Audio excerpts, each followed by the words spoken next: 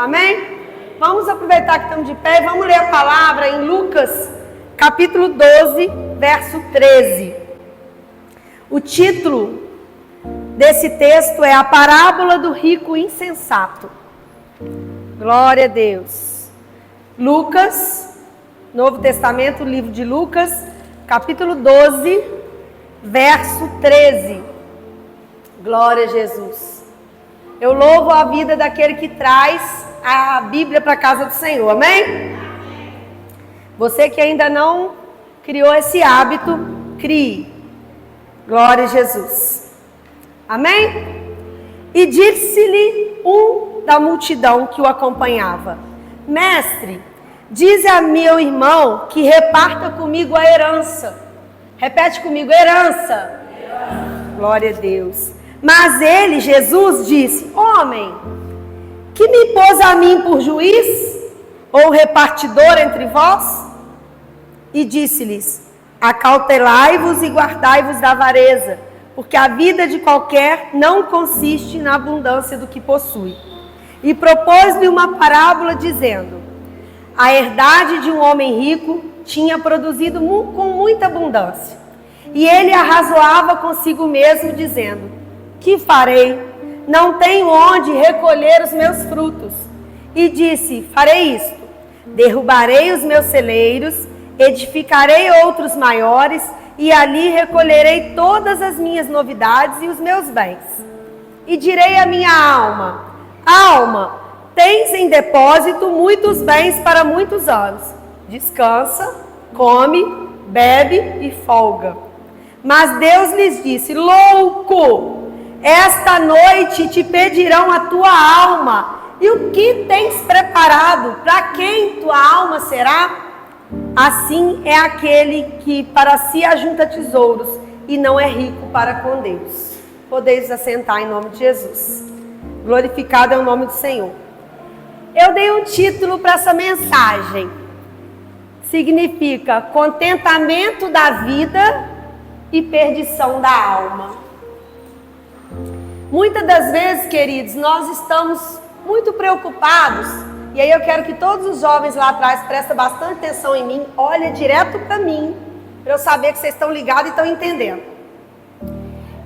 Muitas das vezes nós estamos preocupados com muita coisa nessa vida terrena, em trabalhar, ir para a escola, né? Organizar nossa casa, construir a nossa família, levar nossos filhos no hospital, cuidar da saúde deles, tantos afazeres. E assim, tudo isso vai consumir nos nossos dias. E quando a gente se dá conta, a gente não tem tempo para vir na casa do Senhor no domingo. A gente não tem tempo para vir na escola bíblica, a gente não tem tempo para orar, porque a gente não faz isso ser prioridade.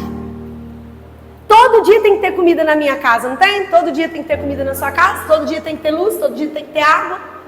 Mas todo dia também tem que ter a palavra, todo dia você tem que ter tempo para orar.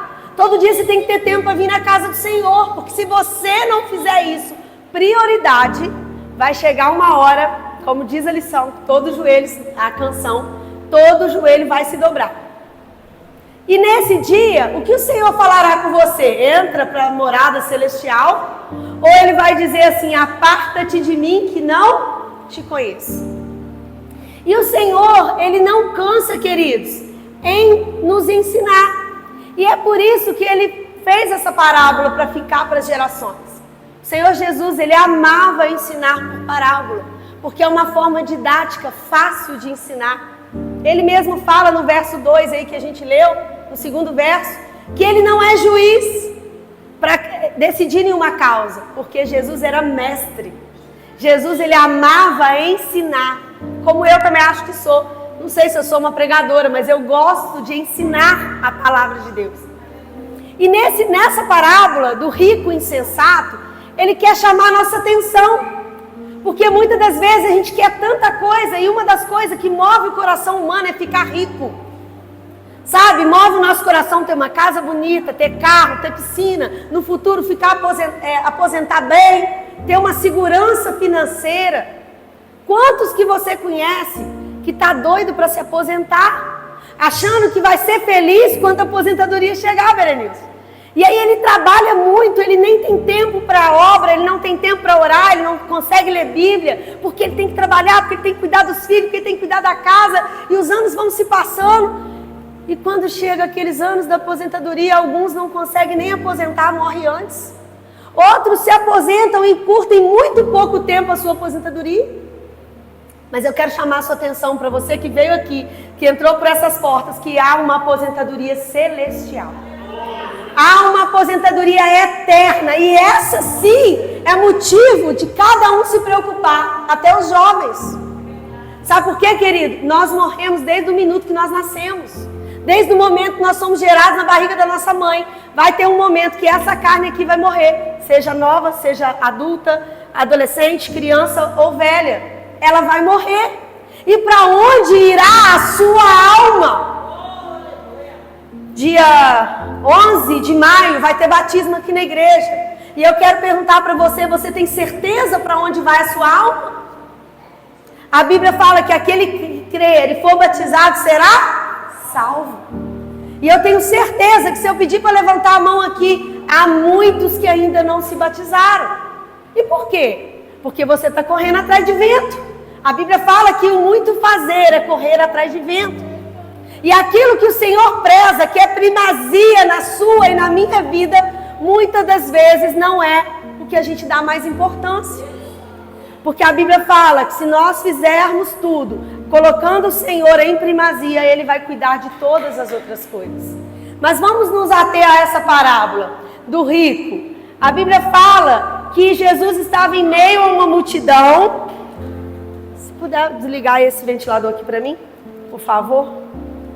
Que estava Jesus em meio a uma multidão, né? A multidão gostava de pressionar Jesus, de estar em volta dele. E uma pessoa da multidão chama Jesus de mestre, sabe que ele é mestre, e fala assim: mestre, diz a meu irmão que reparta comigo a herança. Imagina a situação, um monte de gente reunida e uma pessoa vira para Jesus e fala assim: mestre, fala para o meu irmão dividir comigo a herança. Eu tenho para te falar que herança já é sua, se você tem direito a ela. Mas se tem alguém aqui falando para dividir a herança, é porque essa pessoa não tem direito àquela herança. Então ela quer que uma terceira pessoa vá lá e defina e fala: manda ele dividir comigo. Eu entendo que essa pessoa não tinha direito à herança. Para mim ele é um avarento. Alguém que quer além da conta. Que faz de tudo pelo dinheiro, pela herança, né? E ali está seu coração. A Bíblia fala que onde está o seu tesouro, ali está o seu coração. E quantos nós conhecemos que dá mais valor ao dinheiro, a trabalhar, a vender, a ficar rico, e depois ele se torna uma pessoa tão gananciosa e ela nunca está satisfeita. Ela é sempre insatisfeita e faz do dinheiro o Deus dela. Esse homem queria então que Jesus tomasse aquela causa para ele. E aí Jesus fala: não, eu não sou juiz, né? Para ir lá e definir isso aí. E aí, para dar uma solução para o problema, Jesus faz essa parábola e conta a história de um homem muito rico. Eu penso que ele é um empresário bem sucedido. E a Bíblia vai dizer que ele produziu demais. E não tinha onde guardar, não tinha celeiro para guardar toda a produção que ele plantou. Estão entendendo, queridos? Ele não sabe onde guardar, ele produziu muito alimento e não tinha onde guardar. E a Bíblia fala assim, ele arrazoava consigo mesmo, quer dizer, ele pensava, né? O que eu vou fazer? Que ele fala: que farei? Não tenho onde recolher os meus frutos. Imagina você com tanta produção, com tanta riqueza, que você não tem onde guardar os seus produtos. E aí ele tem uma ideia, ele fala assim: vou derrubar os celeiros que eu tenho e vou fazer outros maiores. Rico costuma ficar mais rico, né, queridos? Já viu? Rico, cada vez mais rico. E esse aqui então, ele vai fazer um celeiro maior para colocar toda a produção e todos os bens dele. Eu penso aqui que ele está milionário, sabe? Que ele tem que derrubar o próprio celeiro, fazer um maior para guardar toda a riqueza.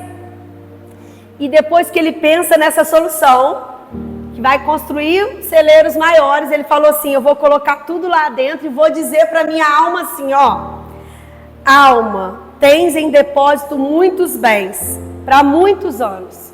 Descansa, come, bebe e folga. Eu estou vendo aqui que ele está se sentindo aposentado, né? O futuro dele está garantido. Ele fala para a própria alma dele que ele pode comer bem, pode se fartar, pode beber, pode viver uma vida folgada. Não precisa mais trabalhar, não precisa mais juntar dinheiro. E aí eu penso na nossa vida aqui espiritual. Quantos de nós já estamos folgados? Quantos de nós estamos levando a vida assim, ó, de qualquer maneira? Já comendo e bebendo, dando a casar, a vestir, igual na época de Noé. Esquecendo que não há só satisfação para a nossa alma terrena, para uma vida terrena, mas para uma vida celestial. E esse homem disse, né? Eu estou preparado, eu vou comer, beber, descansar, vou viver com tudo que eu produzi, eu estou feliz agora. Mas a parábola continua assim: Deus disse para ele: você é louco. Em outras versões, você é insensato. Essa noite te pedirão a tua alma, e o que tens preparado, para quem será? Tudo que ele está preparando, esse celeiro cheio de riqueza, vai ficar para alguém. Alguém vai herdar, não vai? Mas será que quem vai receber a sua herança ou a minha herança vai saber cuidar bem dela? Vai fazer ela se multiplicar? Agora, e a sua alma? Você está cuidando disso? Talvez está cuidando em preocupar em deixar alguma coisa para alguém. Mas e da sua alma? Você está preocupando? Sabe por quê, querido? O dia que o Senhor chamar nós a deitar ali na sepultura, nós não vai levar nada. Se ninguém pôr roupa na gente, nem roupa a gente vai vestir, não é? E a nossa alma? E eu quero te perguntar, e se o Senhor te chamar hoje? Você está salvo? Se amanhã você não acordar. Um dia eu fui num chá de panela e a pastora pregou para aquele casal que eram meus primos lá em Mar de Espanha. Eu não entendi aquela mensagem, não teve nada a ver com um chá de panela, né? Mas ela virou e falou assim: quem aqui vai ser o próximo a ser colhido? A gente não sabe. A gente não sabe a hora que o Senhor vai vir nos buscar. E 3 dias depois, o meu tio José Carlos tirou a própria vida, suicidando. Ele foi colhido 3 dias depois. E ele ouviu aquela mensagem, ele cria na palavra. Mas ainda assim, né, ele foi fraco para com a sua própria salvação. Mas eu te pergunto, e você? Talvez você é jovem e está pensando que o Senhor vai te buscar quando você estiver muito velhinho. Talvez você tenha saúde e você está pensando assim: não, ainda não chegou a minha hora, né? Mas o Senhor, Ele quer nos marcar nessa noite e falar assim: olha, às vezes nós estamos muito preocupados em ganhar dinheiro, em trabalhar. Às vezes a gente virou pessoas avarentas, que trabalham o dia inteiro, o tempo todo pelo dinheiro. E aí essa ganância virou o seu Deus, Mamon, né? Que a Priscila ensinou. O nosso Deus, querido, às vezes a gente começa a trabalhar só pelo dinheiro, só pelo ter. Aquele rico insensato, ele só estava preocupado com a sua vida terrena e abastada, em deixar alguma coisa para alguém. E se o Senhor buscasse aquele rico, será que ele estaria salvo? Eu acho que esta parábola foi uma ótima resposta para aquele homem que chegou diante de Jesus e falou assim: olha, manda meu irmão me dar minha metade. Ele está dizendo assim: eu como mestre de outro reino espiritual, estou mais preocupado com a sua alma. Estou mais preocupado em salvar a sua alma do que com essa vida terrena. Aqui a gente pode passar necessidade, como a gente pode ter fartura, né? E a palavra de Deus, ela é tão linda, queridos, que nos ensina aqui que a gente precisa ter para com Deus. Deixa eu achar aqui de novo que o vento muda. A gente precisa ter o que está no verso 21. Assim é aquele que para si ajunta tesouros e não é rico para com Deus. Nós precisamos ser ricos para com Deus. O que é ser rico para com Deus? Eu falo que é ter um cofrinho, eu e Deus, né? Riquezas que só o meu relacionamento com Deus pode promover. Como intimidade, para na hora dos desafios da vida, na hora que você está lá no leito de hospital, na hora da dificuldade, na hora que o desemprego chega. Não sei qual a sua situação, mas nessa hora você precisa ter em depósito um pouquinho de maná para aquele dia, né? Agora, se eu for ganancioso e querer tudo, e querer juntar em celeiros, pode ser que na hora que o Senhor te busque, fique tudo por aí, e você trabalhou e correu atrás de vento e não garantiu a sua salvação. Então, não deixem passar essa oportunidade do batismo que vai acontecer agora em maio. A gente está cansado de ouvir falar que o Senhor está voltando, e Ele está voltando para aqueles que Ele já está buscando também. Não só no arrebatamento, não. Mas aquele que parte para o Senhor, você pode dizer, esse Jesus já buscou. Não é, querido? Então vamos garantir, querido, a nossa salvação no Senhor. Dê o seu nome, procura a mim, o pastor Vitor, a pastor Isabel, e fala assim, eu quero me batizar, eu quero me decidir pelo Senhor, eu quero criar um celeiro diante do Senhor, mas que dê frutos para uma salvação. E não para juntar aqui e guardar para quando eu tiver 50 ou 60 anos. Glória a Deus. Eu queria que vocês lessem comigo, bem depois aí, no mesmo capítulo, no verso 35, diz assim, estejam cingidos os vossos lombos e acesas as vossas candeias, e sede-vos semelhantes aos homens que esperam o Senhor, quando houver de voltar das bodas, para que quando vier e bater, logo possam abrir-lhe. Bem-aventurados aqueles servos, os quais, quando o Senhor vier, achar vigiando. Em verdade vos digo que se vestirá e os fará sentar à mesa, e chegando se os servirá. Bem-aventurado, querido, olhem para mim, bem-aventurado aquele que estiver preparado. Bem-aventurado aquele que estiver com a sua candeia acesa, quer dizer, você está vigiando. Você pode estar dormindo e despertar com barulho e falar, Senhor, né? Ficar ligado. A Bíblia fala para a gente se ligar nas coisas do alto. E quantos de nós estamos preocupados só com as coisas terrenas? Eu faço mesmo, a minha vida é assim mesmo. Só olha para a dificuldade, né? Não olha para os livramentos. Quantos livramentos o Senhor tem dado àqueles que o buscam, querido? Falávamos isso quarta-feira na célula. Então, é importante a gente ser um servo vigilante, né? Cingir os nossos lombos e acesas as nossas candeias. Como você tem cuidado da sua vida espiritual? Se eu pedir para você dar uma nota de 0 a 10, para todo mundo aqui, não precisa falar não, mas pensa. Como você tem cuidado da sua vida espiritual? Se você está abaixo de 5, corre e dá seu nome, hein? Corre e dá seu nome. Porque é de 5 para cima, no mínimo, né? Glória a Deus. Se a gente fizer dos ganhos dessa vida, das preocupações dessa vida, da riqueza dessa vida, o propósito do nosso coração pode ser fatal. Por isso que eu disse, uma perdição da alma. Uma vida de contentamento aqui, quantos, né, estão mais preocupados só com essa vida terrena? Só com família, com filho, com emprego, e esquece que há uma batalha espiritual diária pelas nossas vidas. E o Senhor, Ele requer de nós mais compromisso com Ele. Glória a Deus. Eu até achei um texto, queria que os irmãos abrissem comigo, lá em Colossenses. Quero que alguém leia. Colossenses capítulo 3, verso 5. Glória a Jesus. Quem pode ler para mim?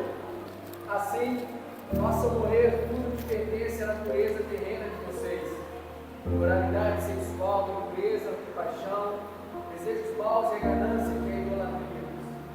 Por causa dessas coisas, vem a ira de Deus sobre os que vivem na desobediência. Até o 6. Então, queridos, está mandando a gente matar, né? A fornicação, a impureza, a vida desordenada, a afeição desordenada. Olha aí, queridos, que minha Bíblia fala. a vil concupiscência e a avareza. O rico, aquele rico, ele era avarento. Ele tinha mais preocupação com o dinheiro dele. Essa era a grande preocupação dele. E aquele rapaz que questionava Jesus também. Ele estava querendo que dividisse a herança com ele. E aqui a gente vê o texto falar que é idolatria ser avarento. Porque o avarento, ele coloca o dinheiro, a riqueza como seu próprio Deus. E ele passa a idolatrar. É por isso que ele só trabalha para fazer mais dinheiro. Ali está seu coração. E ele briga com tudo e com todos para manter a riqueza. Parece que vai levar para o túmulo, né? De tão ganancioso, de tão preso. Queridos, a pessoa avarenta, eu fiz um estudo sobre essa questão do dinheiro. Ela não gosta de dividir. Ela não gosta de dar o que ela tem. A Bíblia fala, que a gente até aprendeu quarta-feira na célula aqui, né? Que é melhor ter para dar do que para pedir. E o avarento, ele não dá. Ele pode ter, mas ele não dá. Ele não gasta. Ele tem medo de faltar depois, né? Então ele está preso a isso. Cuidado, querido, porque eu e você podemos, em determinado momento da nossa vida, nos tornar pessoas avarentas, presas ao dinheiro. E não é isso que o Senhor quer de nós. E até estudando sobre essa questão do dinheiro, em Malaquias, vamos lá no livro de Malaquias, capítulo 3, verso 8. Glória a Jesus. Vai dizer assim, ó. Roubará o homem a Deus? O que vocês acham? Claro. Você acha que a gente rouba de Deus? Roubará o homem a Deus, Ana Luísa? Será que a gente rouba de Deus? Olha, quando a gente rouba de Deus, a Bíblia está nos ensinando que nós estamos sendo avarentos. Roubando o próprio Deus. E aí a gente quer que a nossa vida seja próspera, que a gente tenha, né? Igual se você for estudar sobre o que eu falei lá no texto, que é você ter depósitos para com Deus, vai dizer que Deus, Ele quer nos ensinar a viver daquilo que nos é necessário. Porque vários textos vão dizer da erva do campo, dos pássaros, né, que não trabalham e Deus os sustenta. Está dizendo que a gente não preocupar com o que vestir no dia de amanhã, né, com o que a gente vai comer. Não é isso que a Bíblia ensina o tempo todo? Não preocupar com o dia de amanhã. O Senhor diz o tempo todo, eu vou te sustentar, eu vou abrir as janelas do céu, eu cuido. E mais, eu li esses dias o texto falando assim, olha, eu sei das suas necessidades. Deus sabe que a gente precisa pagar livre para ir no mercado buscar uma compra. Deus sabe. Deus sabe que nós temos IPTU para pagar. Deus sabe. Deus sabe que nós temos que comprar óculos, porque ele estraga. Deus sabe todas as nossas necessidades. Mas onde está o seu coração? No seu salário todo mês? Em querer ganhar mais, ser promovido? Gente, eu tenho colegas no meu trabalho que só fala de aposentadoria, de promoção, do dinheiro que vai vir, de brigar para ter um salário melhor.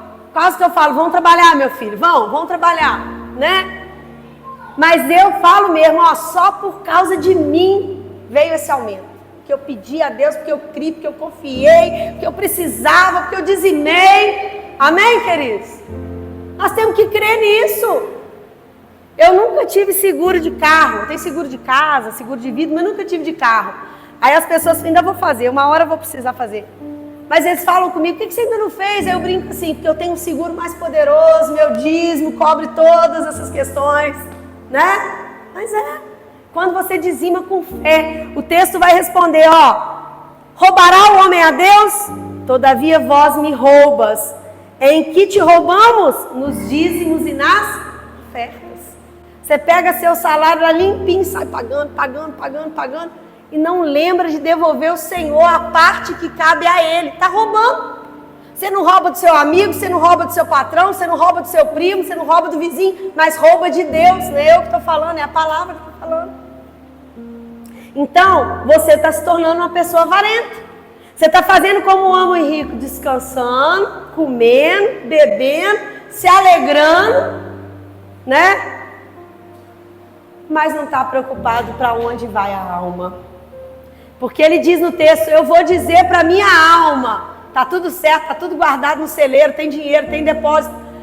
Meus bens estão tudo bem guardados ali, né? Vou comer, beber, dormir, descansar. Vai chegar dinheiro para mim, tá tudo certo. Mas e a minha e a sua alma? Para onde ela irá? Então, querido, não perde mais a oportunidade de acertar, não. No seu próximo salário, tira seu dízimo. Tira sua oferta. E a Bíblia fala, fazei prova de mim, se não abrirei as janelas dos céus. Lá na segurança pública teve um negócio aí agora de pagar a gente cada dia trabalhado, né? Um auxílio alimentação. E excluíram os policiais civis, militares, penais. Falei, Senhor, se é direito nosso, o Senhor vai dar. Ah, tem que entrar na justiça. Entrei na justiça. Os últimos 5 anos, ganhei. Na hora de pagar, o dinheiro não veio. Ah, não, teve um negócio lá, eu não entendo, advogado fala. Falei, Senhor, se esse dinheiro é meu, o Senhor vai me restituir. Eu não vou precisar brigar, não. Esse mês já veio para nós receber todo mês.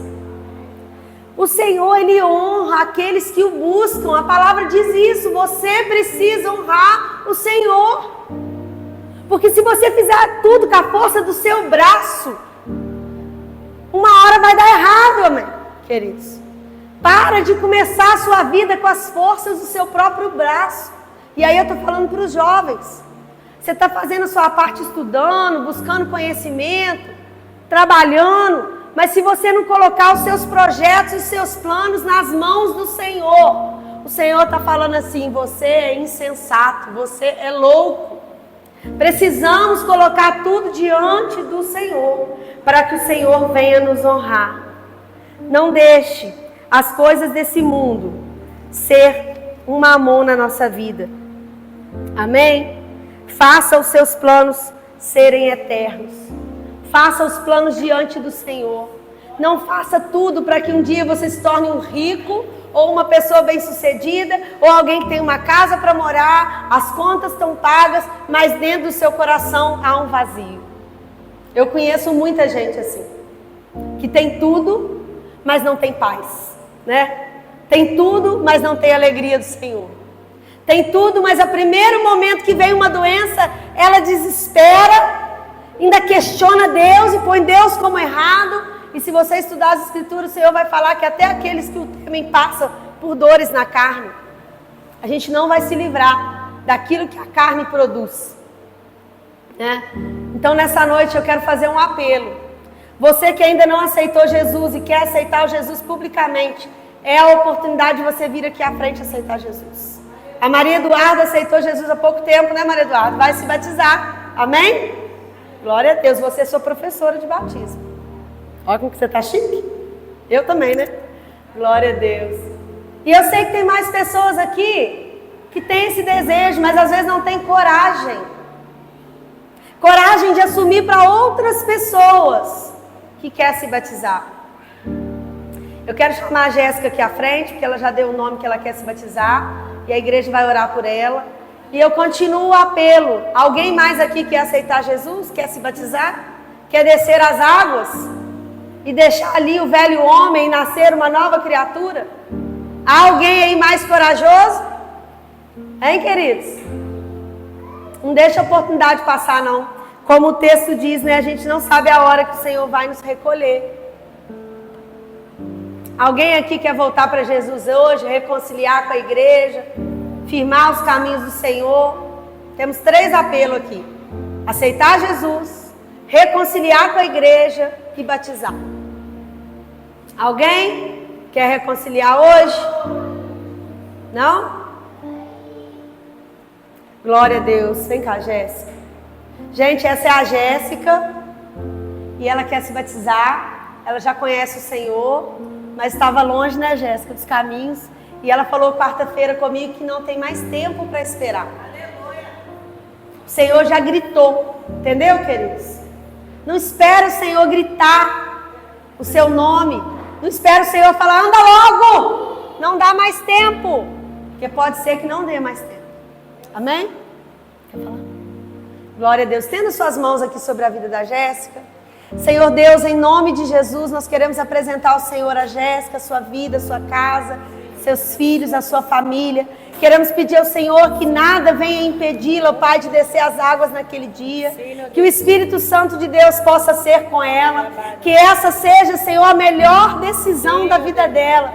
Que esse dia, Senhor, seja inesquecível. Que o Senhor possa estar travando batalhas, ó Pai, em favor dela. Para que nada a impeça, Senhor, de receber do Senhor mais essa parte da salvação. Que o Espírito Santo de Deus parlamente com ela por esses dias.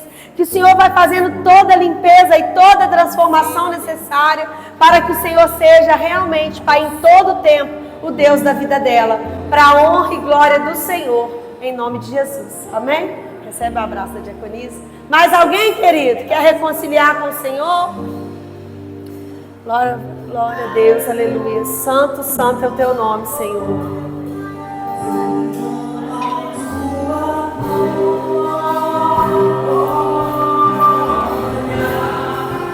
Derrama a tua Shekinah, Senhor. Glória a Deus.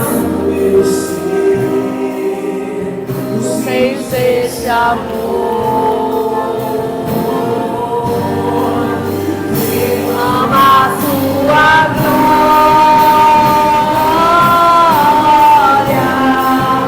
Derrama a tua Shekinah, Senhor. Glória a Deus. Esse amor. Glória a Deus. Glória a Deus. O nosso Deus, querido, Ele é o mesmo de ontem, de hoje e eternamente. E às vezes a gente fala que parece que foi no passado, que coxo andava, que cego ouvia, mas a gente percebe hoje em dia que a gente prega a palavra, os corações estão muito fechados. Vocês continuam olhando para a circunstância da vida de vocês. Parece que a gente está falando e que as pessoas não estão entendendo. Misericórdia. Só vai haver transformação se tiver mudança de vida. E para a sua vida mudar, você tem que tomar atitudes. O mesmo Deus de ontem é o Deus de hoje. É o Deus que transformou ontem, transforma hoje. Só que às vezes naquele tempo do passado o coração era mais sedento. Aquelas pessoas, aquela multidão rodeava Jesus, queria ser curada, queria receber o milagre, queria ser transformado. E hoje, até nós crentes estamos o tempo todo achando que a gente já está certo. Que não tem nada para mudar em nós, que não tem nada para transformar. Você vem para cá do Senhor a vida inteira, sua vida financeira nunca melhora. Porque o que foi falado aqui nessa noite, você se torna uma pessoa avarenta. Preocupada com o seu dinheiro, com as suas contas o tempo todo, mas não preocupa em semear aqui, ó, na casa do Senhor. Eu sou testemunha disso. Que enquanto eu não endireitei as minhas veredas, o Senhor não fez na minha vida. Está aqui o meu marido que sabe. Quer mudar de vida, querido? Começa com aquilo que o Senhor está te ensinando aqui todo domingo. Pratica o que te ensina aqui. Pratica o que a palavra está dizendo para mim e para você. Transforma a sua vida, transforma o seu pensamento, mudança de mentalidade. A partir de agora eu sou nova pessoa, eu vou agir de maneira diferente. Eu sei que tem pessoas aqui que olham para sua própria família, vê a sua própria família como espelho. E aí fala assim, se a minha família mesmo faz assim, então... Olha só, a sua salvação é individual. Deus ele vai cobrar de você. E às vezes uma mudança em você vai fazer você ganhar toda a sua casa. Porque a Bíblia fala que se você for salvo, toda a sua casa vai ser salva. Mas tem que começar por você. E às vezes você está esperando passar um vento, um furacão para você acordar. Deus gritar, como a gente falou. Dê oportunidade para o Senhor. Venha para o Senhor pelo amor. Eu tive a oportunidade de ir pelo amor e não fui pelo amor. Eu fui pela dor. Nunca mais larguei o Senhor. Mas eu tive que provar da dor. E é horrível, querido. É horrível provar da dor. No dia que eu provei da dor, que eu aceitei Jesus, Que eu falei com o Senhor, que era o Senhor confirmar se aquele era o caminho. O Senhor me batizou com o Espírito Santo. E não passou 2 meses, eu desci as águas, eu tinha 19 anos. E nunca mais eu saí da presença do Senhor. E eu sempre digo, eu não tenho altos nem tenho baixos com o Senhor. Eu tenho uma vida constante com o Senhor. Então, eu precisei provar da dor. É terrível. É terrível vir para o Senhor pela dor. Mas a Bíblia fala, né, que o primeiro amor, ele transforma. Deixa o Senhor te transformar. Essa foi a palavra que o Senhor colocou no meu coração hoje. E se o Senhor te buscar hoje? E se o Senhor buscar a sua alma? Queridos, com Deus a gente não engana. A gente pode enganar homens, fazer projetos e planos humanos, mas projetos e planos diante do Senhor, esse o Senhor guarda. Esse o Senhor faz dar certo. Amém? Glória a Deus.